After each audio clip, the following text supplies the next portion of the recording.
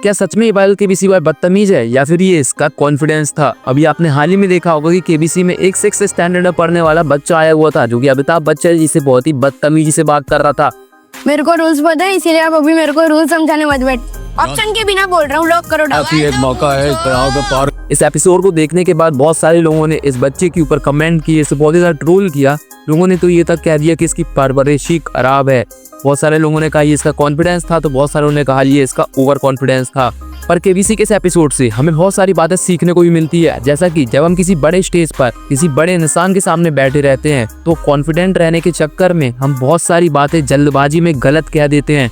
तो ऐसे सिचुएशन में हमें हमेशा काम रहना चाहिए और सोच समझ के ही बात करनी चाहिए। जहाँ तक बात रही कॉन्फिडेंस की, तो हमें सिर्फ कॉन्फिडेंट रहना चाहिए, ना भी ओवर कॉन्फिडेंस में आना चाहिए। ये बच्चा काफी ज्यादा ओवर कॉन्फिडेंट लग रहा था शुरू से ही, क्योंकि ये अमिताभ बच्चन जी को ऑप्शन तक नहीं बोलने दे रहा था और पहले ही आंसर कर दे रहा था।